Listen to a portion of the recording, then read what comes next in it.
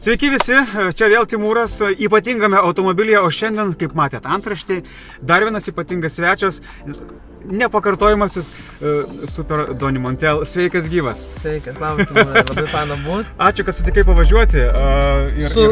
Su mintimi, jog tu man duosi pavairuoti. Bet mes šitą iškirpsim, kai tu vairuosi, gerai? Nes automobilis tikrai ypatingas. Tu, suprantu, mėgsti vairuoti. Labai. A ne? Aš manau, kad turiu pripažinti, kad esu toks...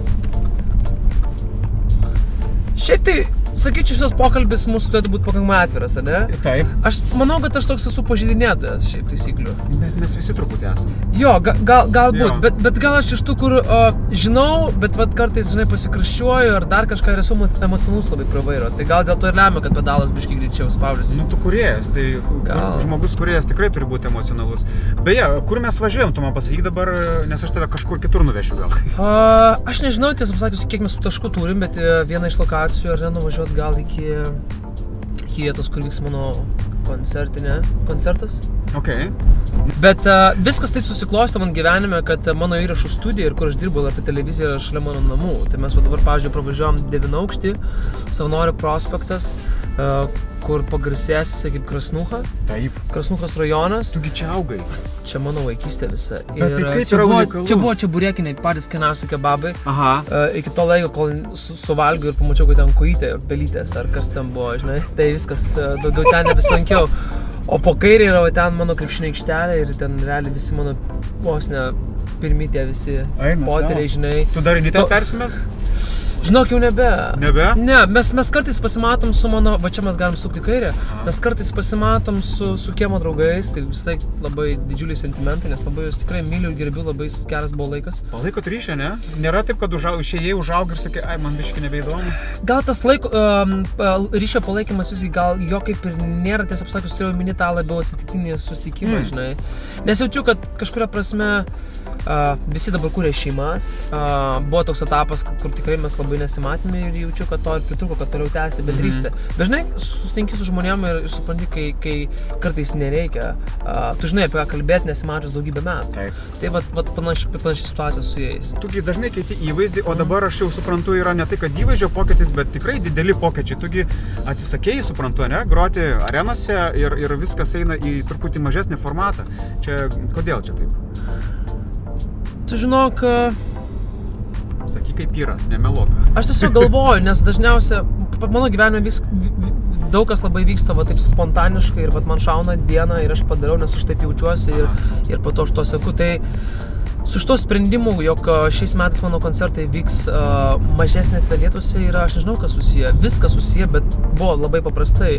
Mes gruodžio 26 dieną turėjom Žalgirio arenoj koncertą. Ir aš vieną dieną atsibudau ir aš pagalvojau, tas pas mane gal kaupėsi, bet aš sakau, bliamba, nenoriu koncertuoti arenai. Nenoriu šiais metais koncertuoti. Nes arenos momentas yra tame, kad tu turi tikrai paruošti žmonėm kažkokį tokį šou momentą. Taip. Šou momentą, kad žmonės ateitų, 3 arenos, tai juokingas turas. Ir tu jauti, kad tu įdedi begalės daug jėgų ir stresuoji iki paskutinės sekundės ir tu jauti, kad tai tave iš tiesų vargina. Koks tu bebūtų profesionalas? Aš užlipu į sceną, I'm good with that. Bet aš jaučiu, kad kaip bebūtų ironiška, po 5-4 metų savo arenų, nepaisant to augimo ir kreivės į viršų, čia į dešinę, aš jaučiu, kad aš tiesiog, kaip bebūtų gal keista, bet aš šiek tiek pavargau nuo to. Pavargau nuo tos kažkuria prasme ir plasmasės, ir to kiekio, ir aš labai norėjau visą laiką surengti tokį koncertą mažesnėje aplinkoje, kur ateitų mano true fans, kur ateitų mano šeima, kur aš galėčiau tiesiog live pakoncertuoti, kur aš galėčiau nesipareigoti, hebra, Natas Montvydas ir čia yra šou. Aš esu, žinai, atlikėjas, entertaineris, dainų kūrėjas ir aš noriu tiesiog stovėti scenoje, tiesiogiai bendrauti, pakelti už visus, pasakyti hebra, ačiū, kad atėjau, žinai, be jokio personažo. Ir jaučiu, kad arena tam šią akimirką man buvo net netinkama. Aš atėjau į ofisą ir sakau, hebra, kilinam areną.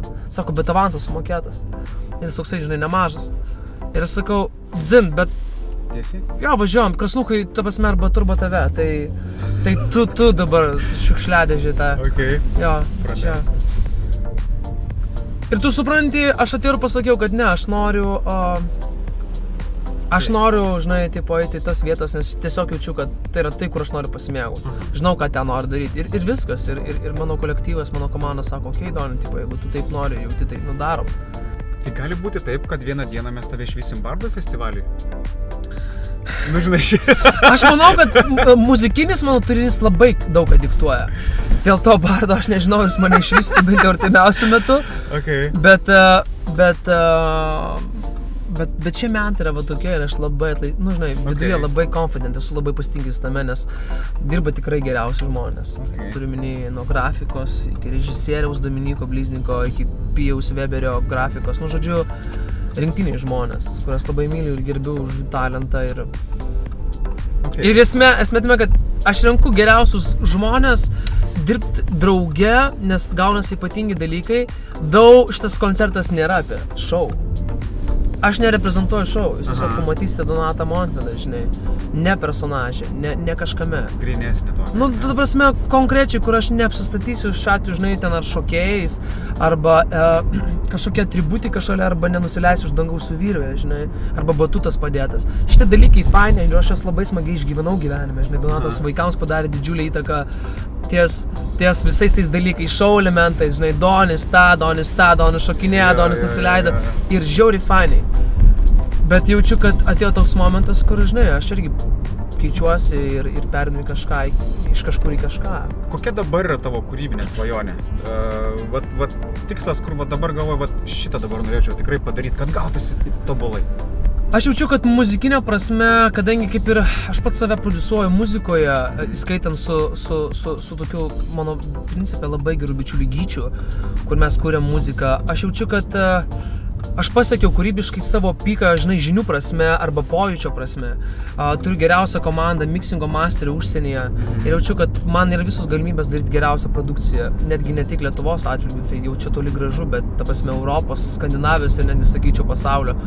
Tai aš jaučiu, kad pasiekiau tą piką ir mano tikslas kūrybiškai, aš anksčiau labai norėjau sukurti pasaulinį hitą. Žinai, ir tai yra geras tikslas, bet pasaulinis hitas, kai tu pagalvoji, kas tas yra pasaulinis hitas, turi minėti, kad jis labiau susijęs su sėkme. Ane? Jo. Tai yra labiau, tu vadinasi, kitaip tariant, nenori pasaulinio hito, tu nori būti sėkmingas pasaulyje. Ir čia yra good with that. Bet jaučiu, kad kada tu čeisini pasaulinį hitą, jaučiu, kad tokiu būdu tu ir pramisini. Žinai, ką noriu pasakyti? Jo. Kada tu realiai vėjiesi tą pasaulinį hitą, tu jauti, kad lemba. Kažkur tai, kur tu negalvoji, kad yra hitas, va ten jis ir galimas. Ir kalbant iš tikrųjų su daugybė prodiuserių užsienyje, jie sako, va čia viena iš tų formulių, kad tu niekada nesitikėk, kad tai yra tas hitas, nes, nu, tai jis kažkur gali būti kitur. Nu va, mes jau atvažiavom į mūsų kelionės tikslą, čia yra loftas. Gaila su tavimi išsiskirti, tai kur galima tave bus pamatyti, Donatai, artimiausiu metu? Šiaip tai jo, neįprastai trumpas interviu, tikiuosi, kad kalbėsim porą valandų, nes labai smagu. Bet jo, atvažiavom prie Vilniaus lofto dėl to, kad gruodžio 25 dieną, būtent tai yra pirmasis koncertas Vilniaus lofte. Per Kalėdas. Ta prasme, aišku, turėjau labai daug padirbėti su šeima, kad mane išleistų. Aišku, jie bus irgi čia. Ką pažadėjau? Surim gerą koncertą. Okay. Ir sakiau, kad bus soldautas daug žmonių ir sakau, verta bus geras renginys. Okay. Pirmas per Kalėdas, kur tada? Tada, automatiškai kitą dieną, gruodžio 26 dieną Kauno Gorgare ir 27 dieną Vilniaus Švyturio, aš pamiršau, kaip jinai vadinasi iš tiesų, bet Vilniaus Švyturio tokiai daryklai, Klaipėdoj. Tai jie visi turi tą lofto vaibą, tą tamsesnį vaibą, bet jo, 3 koncertai iš eilės, tai bus labai fainas kalėdinis toks periodas. Tai draugai, žinot, ką toliau daryti, kur įsigyti bilietus, irgi turbūt viską puikiausiai žinot. Ačiū tau, Donatai, dar kartelį. Aš labai daug. Linkiu geros dienos ir draugai, ačiū, kad žiūrit, iki.